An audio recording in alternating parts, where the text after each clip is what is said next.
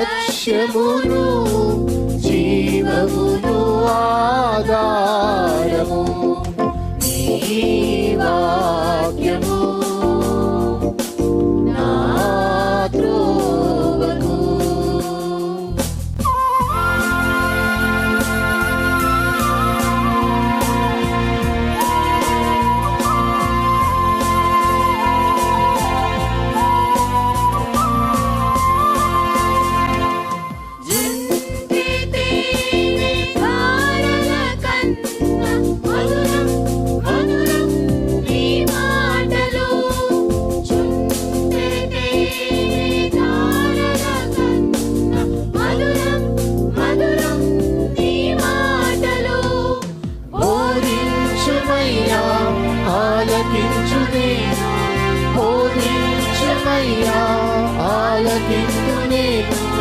అనుసరింతునయ్యా ఆత్మశక్తితో, అనుసరింతునయ్యా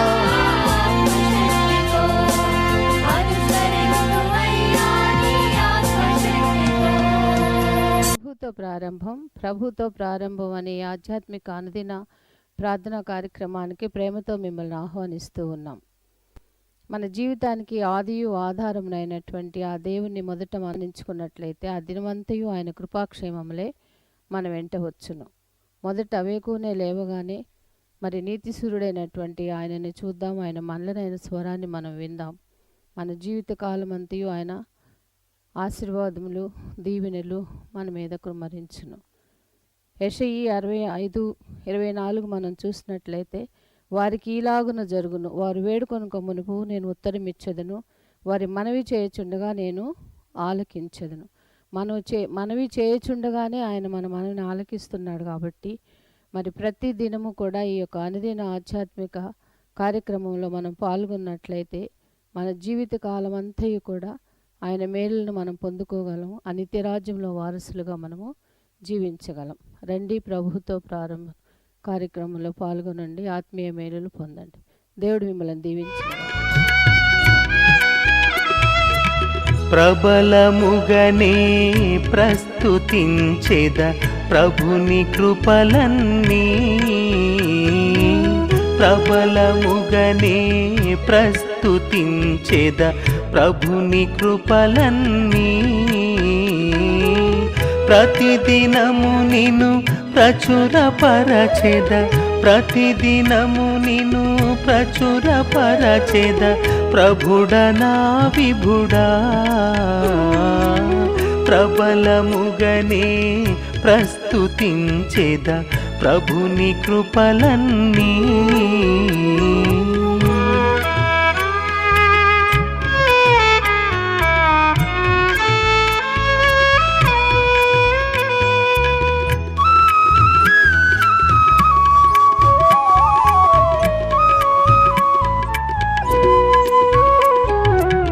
పొందుగోరిన యందు నిలిచిన బంధుమిత్రుడవు, పొందుగోరిన యందు నిలిచిన బంధుమిత్రుడవు.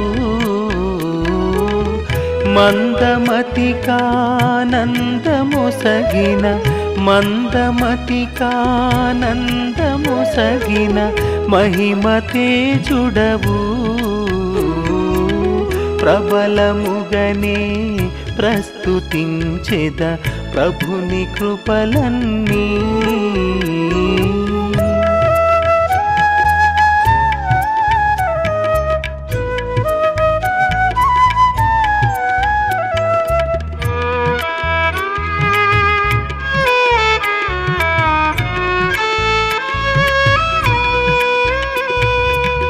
చింతదీర్చిన భ్రాంతి మార్చితి వింత వింతదియో, చింతదీర్చిన భ్రాంతి మార్చితి వింత వింతదియో. స్వాంతమున కడు శాంతి గూర్చితి, స్వాంతమున కడు శాంతి గూర్చితి వింత కరుణదియో. ప్రబలముగనే ప్రస్తుతించెద ప్రభుని కృపలన్నీ. క్రీస్తునందు ప్రియమైన దేవుని సంగమా, ఈ ప్రభుతో ప్రారంభమనే ఈ కార్యక్రమాలు క్రమము తప్పకుండా వీక్షిస్తున్న మీకందరికీ ప్రభువైన యేసుక్రీస్తు నామమున శుభములు తెలియజేస్తున్నాను. మీలో కొంతమంది మరి స్పందిస్తూ మరి నాకు అనగా ఫోన్ ద్వారా కానీ వాట్సాప్ ద్వారా కానీ దేవుడు మీతో మాట్లాడిన ఆ అనుభవాన్ని తెలియజేస్తున్నారు. అందరూ తెలియచేయాలని కాదు, అందరూ ఆ రీతిగా స్పందించాలని కాదు. మరి స్పందించిన వారిని బట్టి కొంత ఆనందం కలుగుతుంది. దేవునికి స్తుతులు చెల్లిస్తున్నాను. మరి కొంతమంది దేవుని వాక్యాన్ని క్రమం తప్పకుండా ధ్యానం చేస్తున్నాను. ఆ వాస్తవం తెలిసినప్పుడు మా ప్రయాస కానీ, శ్రమ కానీ, శ్రద్ధ కానీ మరి వృధా కావడం లేదు అన్న వాస్తవాన్ని జ్ఞాపకం చేసుకుంటూ దేవునికి స్తుతులు చెల్లిస్తున్నాను. మరి 600 ఎపిసోడ్స్ కంప్లీట్ అయినాయి కదా.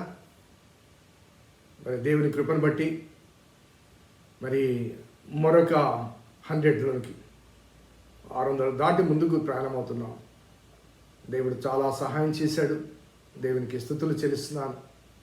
ఆదివారాలు మినహాయించి మరి ఒక్కరోజు కూడా క్రమం తప్పకుండా ఈ ధ్యానాలు కొనసాగుతున్నాయి. మరి దేవుని కృపను బట్టి దేవునికి స్తుతులు చెల్లిస్తున్నాను. మీలో కొందరు ఈ 600 క్రమం తప్పకుండా విన్నారు, నాకు తెలుసు. వారిని బట్టి కూడా దేవునికి స్తుతులు చెల్లిస్తూ దేవుని ఆశీస్సులు, ఆశీర్వాదాలు మరి ఎన్నడూ మీ నుంచి దూరం కావని దేవుని వాక్యపు నేపథ్యంలో మీకు జ్ఞాపకం చేస్తూ మిమ్మల్ని బట్టి దేవునికి స్తుతులు చెల్లిస్తున్నాను. రండి, మరొక దినం దేవుని వాక్యాన్ని ధ్యానం చేద్దాం, ప్రార్థన చేద్దాం. కృపగల దేవా, దైవ తండ్రి, మీ పాదములకు స్తోత్రము చెల్లిస్తున్నాం నాయన. నీ ఉచితమైన దయా సంకల్పాన్ని బట్టి నీవు ప్రేమించి మాకు మీరు అనుగ్రహిస్తున్న ఈ ఆధ్యాత్మిక సువర్తమానములు బట్టి ప్రభాస్తుతులు చెల్లిస్తూ నీ లేఖనాలు ధ్యానం చేస్తుండగా నాకు, మాకు, మా కుటుంబాలకు అవసరమైన వాక్యాన్ని మీరు అందిస్తుండగా ప్రభా ఆలకించాలి, అర్థం చేసుకోవాలి, అన్వయించుకోవాలి, అనుసరించాలి. ప్రభా మీరే మాకు జ్ఞానోపదేశం చేయమని మా రక్షకుని యేసు నామమున అడిగి వేడుకొంచున్నాం తండ్రి, ఆమేన్. స్నేహితులారా, మరి నేడు కూడా అదే వాక్య భాగం అనగా 2వ దినవృత్తాంతం గ్రంథము 7వ అధ్యాయము 14వ వచనం. నా పేరు పెట్టబడిన నా జనులు తమ్ము తాము తగ్గించుకుని ప్రార్థన చేసి నన్ను వెదకి తమ చెడు మార్గములను విడిచిన ఎడల నేను ఆకాశం నుండి నేను వారి ప్రార్థనను విని వారి పాపములు క్షమించి వారి దేశమును స్వస్థపరచుదును. సో నిన్న మొన్న నా పేరు పెట్టబడిన ప్రజలు తమ్ము తాము తగ్గించుకోవాలని, అలాగే నిన్నటి దినమందు మరి ప్రార్థన చేసి నన్ను వెతకాలని చెప్పబడ్డ మాటలు జ్ఞాపకం చేసుకుంటూ ఈ క్రమంలో దేవుడు మరొక విషయాన్ని, అదేంటంటే తమ చెడు మార్గములను విడిచిన ఎడల, తమ చెడు మార్గములను విడిచిన ఎడల. ఈ మాట ఎందుకు చెప్పబడింది అన్నదానికి ముందు మనము చదివిన ఆ 10, 11, 12 వచనాల్లో దేవుడు తన మార్గాన్ని విడిచిన ప్రజల మీదకి దేవుని ఉగ్రత వచ్చినప్పుడు, క్షామము వచ్చినప్పుడు కానీ, తెగులు వచ్చినప్పుడు కానీ, మిడతలను పంపించినప్పుడు కానీ, అనగా దైవ వ్యతిరేకమైన విధి విధానాల్లో కొనసాగుతున్నప్పుడు దేవుని ఉగ్రత వారి మీదకి వచ్చినప్పుడు వారు మరి దేవుని వైపు తిరిగి దేవుని వెదకి ప్రార్థన చేసి తమ తాము తగ్గించుకొని ప్రార్థన చేసి వాటితో పాటుగా ఆ ఉగ్రత లేకపోతే ఆ క్షామము, ఆ శ్రమ ఎందు నిమిత్తం కలిగిందో ఆ చెడు మార్గాన్ని వారు విడిచిపెట్టాలి. ఇంకొక మాటలో చెప్పాలంటే మన జీవితాల్లో కొన్ని సమస్యలు కలిగినప్పుడు ఆ సమస్యలు ఎందుకు కలిగాయో మనకు తెలియచేయబడ్డప్పుడు ఆ సమస్యకు కారణమైన ఆ అంశాలను మనం విడిచిపెట్టాలి. అలా కాకుండా మరి ఆ దేవుని ప్రార్థిస్తూనే దేవుని ఆశీర్వాదాలు పొందాలని అభిలషిస్తూనే చెడు ప్రవర్తనలో కొనసాగితే దేవుడు మన ప్రార్థన వింటాడు. ఒక చిన్న ఎగ్జాంపుల్ మన జ్ఞాపకం కొట్టారు. కోర్స్ మనలో అటువంటి వారు ఉన్నారని నేను భావించడం లేదు, కానీ ఎగ్జాంపుల్ కోసం చెప్తున్నాను. ఒక అతనికి స్మోకింగ్ బాగా అలవాటు ఉంది, లంగ్స్ డ్యామేజ్ అయిపోయింది. సో డాక్టర్ దగ్గరికి వెళ్ళాడు. సో డాక్టర్ గారు ఏం చెప్పారంటే, నువ్వు బాగా స్మోక్ చేస్తున్నావు, లంగ్స్ డ్యామేజ్ అని, నీ ట్రీట్మెంట్ ఇస్తున్నాను, చాలా ప్రమాదకరమైన స్థితిలో ఉన్నావు, కాబట్టి ఇక మీదట నువ్వు స్మోక్ చేయొద్దు. తను ఇంటికి వచ్చాడు, ఆ అలవాటు, ఆ వ్యసనం మానుకోలేకపోయాడు, మళ్ళీ స్మోకింగ్ మొదలెట్టాడు. ఒకవైపు ట్రీట్మెంట్, ఒకవైపు స్మోకింగ్. ట్రీట్మెంట్ పని చేయలేదు, ప్రాణాలు వదిలాడు. కాబట్టి when you have come for the treatment, ఆ ట్రీట్మెంట్ జరుగుతున్నప్పుడు నీలో ఆ ఔషధము పని చేయాలి అంటే నిన్ను ఆ హానికరమైన స్థితిలోనికి తీసుకుని వచ్చిన ఆ పరిస్థితిలోంచి నీవు మార్పు చెందాలి. నేను అది ఎగ్జాంపుల్గా మాత్రమే చెప్పాను. మరికొంతమందికి మరొక వ్యసనాలు ఉంటాయి, మరికొంతమందికి మరికొన్ని వ్యసనాలు ఉంటాయి. అనగా దేవునికి ఆయాసకరమైన పరిస్థితులు ఏవి నీ జీవితంలో, నా జీవితంలో, నీ కుటుంబంలో, నా కుటుంబంలో ఉన్నప్పటికీ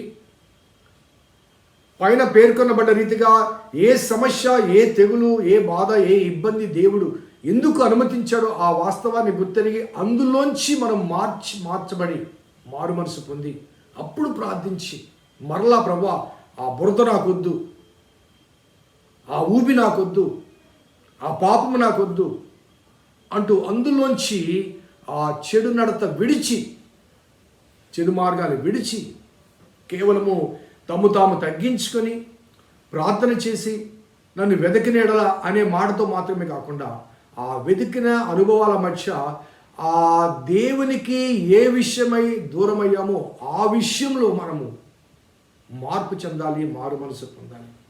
వి need to not only repentance but also we need to return. We need to be redeemed from the very sin which is leading us into the death. ఆ మరణంలోనికి నడిపిస్తున్న, ఆ క్షామములోనికి నడిపిస్తున్న ఆ పరిస్థితి ఏదైనప్పటికీ అందులోంచి మనము బయటికి రావాలి. తప్పిపోయిన కుమారుని వృత్తాంతం మనకు బాగా గుర్తుంది కదండి. అది తెలియని వాడు ఎవరు లేరు. So when he wanted to go out, తండ్రి పంపించేశాడు. తండ్రి ఆస్తిలో నాకు వచ్చు భాగం కావాలన్నాడు, తీసుకున్నాడు, వెళ్ళిపోయాడు. వేశ్యలతో తిరిగాడు, పాడైపోయింది, ఆస్తి పోయింది, ఐశ్వర్యం పోయింది, ఆఖరికి అడుక్కు తినే పరిస్థితి వచ్చింది. ఆ పందుల మేపడానికి ఉన్నప్పుడు ఆ పందుల పుట్టుతో తన కడుపు నింపుకొన కోరిన కానీ పందులు కూడా తమ సహబంతిలో అతన్ని ఆశ్రయం ఇవ్వలేదు. పందులు కూడా సో పందుల పుట్టు తినే స్థితికి దిగజారడు. అప్పుడు వాడికి బుద్ధి వచ్చినప్పుడు, ఇంగ్లీష్ భాషలో when he came to himself, when he realizes what he is and what he was, గతంలో నేను ఎలా ఉన్నాను, ఇప్పుడు నేను ఎలా ఉన్నాను, దేవునిలో ఉన్నప్పుడు నేను ఎలా ఉన్నాను, దేవుని విడిచినప్పుడు నేను ఎలా ఉన్నాను, నా తండ్రి ఇంటిలో ఎలా ఉన్నాను, తండ్రి ఇంటి నుంచి దూరమైనప్పుడు ఎలా ఉన్నాను. సో ఆ రియలైజేషన్ చాలా అవసరం. సో ఆ బుద్ధి వచ్చినప్పుడు వెనక్కి మొదలెట్టాడు. సో గమనించాల్సిన వాస్తవం ఏంటంటే ఆ తండ్రి వాడు వెనక్కి వచ్చినప్పుడు దూరం నుండి చూచి పరిగెత్తుకుంటూ వచ్చి మెడ మీద పడి ముద్దు పెట్టుకుని ఆహ్వానించాడు. అంటే అర్థం ఏంటో తెలుసా అండి? వాడు వెళ్ళిన క్షణం నుంచి కూడా వాడు తిరిగి రావాలి అని తండ్రి ఎదురు చూస్తున్నాడు. The father was expecting his return with repentance.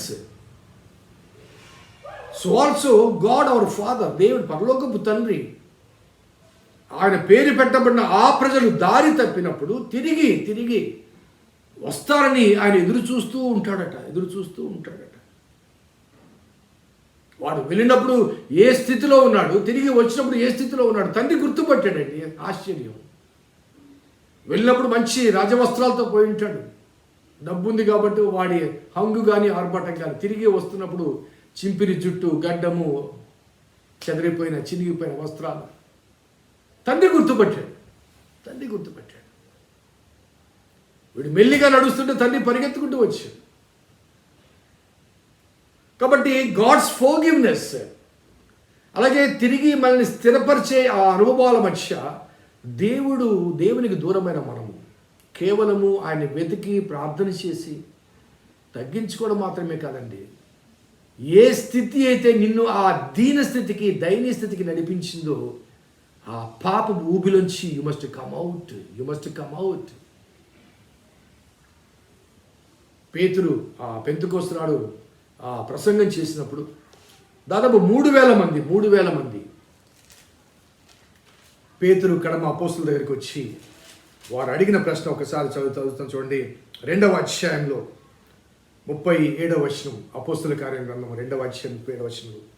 వారు ఈ మాట విని హృదయంలో నొచ్చుకుని, సహోదరులారా మేమేమి చేతుమని పేతురును కడమ అపోస్తులు అడగా, మీరు మారు మనసు పొంది పాపక్షమాపణ నిమిత్తం ప్రతివాడు యేసుక్రీస్తు నామమున బాప్తిసం పొందిడి అంటూ, మరి 40వ వచనంలో ఇంకను అనేక విధములైన మాటలతో సాక్ష్యం ఇచ్చి, మీరు మూర్ఖులకు ఈ తరము వారికి వేరే రక్షణ పొందండి.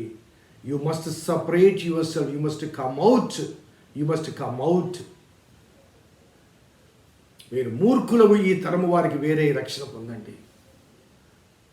You need to separate your self to be associated with God the father, God the almighty. దేవునితో తిరిగి నీవు సంబంధపరచబడాలంటే దేవునితో ఉన్న సహవాసాన్ని, సంబంధాన్ని దూరపరిచిన ఆ అంశంలోంచి, ఆ ప్రభావంలోంచి, ఆ పాపంలోంచి నేను వేరు చేయబడాలి. కాబట్టి నా పేరు పెట్టబడిన నా జనులు తమ్ము తాము తగ్గించుకొని ప్రార్థించి నన్ను వెదకి తమ చెడు మార్గములను విడిచిన ఎడలా విడవకపోతే జవాబు రాదు, విడవకపోతే విడుదల రాదు. నేను మరలా చెప్తున్నాను, విడవకపోతే విడుదల రాదు. నీ పాపపు ప్రాచీన స్థితిలోనే కొనసాగుతూ, పాపపు ప్రభావములను కొనసాగుతూ, దేవా అంటూ ఎన్నిసార్లు ప్రార్థించినా, ఏ రీతిగా ప్రార్థన చేసినా జవాబు రాదు. ఎందుకంటే you are still continuing the same sin which caused the problem and suffering in your life. నీ జీవితంలో ఆ సమస్య కలిగించిన ఆ పాపపు ఊబిలోనే నువ్వు ఉన్నావు, బయటికి రావడం లేదు. దేవుడు చెయ్యి తెరిచినప్పటికీ కూడా దేవునికి చెయ్యి అందించలేని స్థితిలో ఉన్నావు. ఒకసారి ఆలోచించాలి. What ever problems we may be facing, our family may be facing, our church may be facing, for that matter,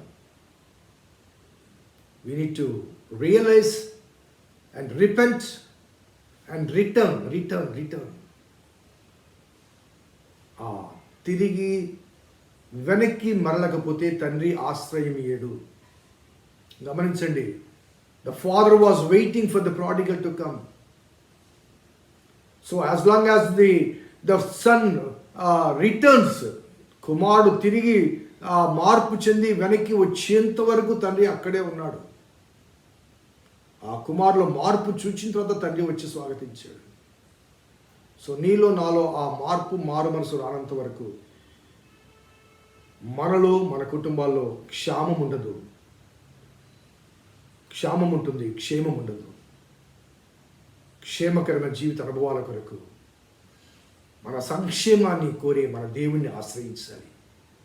అందుకొరకు ఇక్కడ రాయబడ్డ మాట, తమ చెడు నడతను, చెడు మార్గాన్ని విడిచిపెట్టాలి. ప్రార్థన చేద్దాం. కృపగల దేవా, దైవ తండ్రి, మీ పాదములకు స్తోత్రము చెల్లిస్తున్నాం నాయన. నీ ఉచితమైన దయా సంకల్పాన్ని బట్టి, నీ ప్రేమపూర్వకమైన సూచనలు, సలహాలు, హెచ్చరికలు ప్రభా మీరు మాకు అనుగ్రహిస్తున్నారు ప్రభా. స్తుతులు చెల్లిస్తున్నాం. నీ మాటల చేత ప్రభావితులమై నిజమైన మార్పు మారు మనసు పొంది నీ బిడ్డలుగా మా భవిష్యత్ జీవితాన్ని ఆధ్యాత్మిక ఆనందంతో కొనసాగించటకు మీ కృప దయచేయమని మా రక్షకుడని యేసు నామమున అడిగి వేడుకొంచున్నాం తండ్రి. ఆమేన్. తండ్రి, కుమార, పరిశుద్ధాత్మ త్రియేక దేవుని దీవెన ఈ వాక్యం విన్న బిడ్డలకు, వాక్యాభిలాషులకు, వారి జీవిత పునశ్చరణకు, పునఃవిమర్శకు, పునఃసమర్పణకు సదా తోడేగును గాక. ఆమేన్. God bless you. దేవుని దీవించును గాక.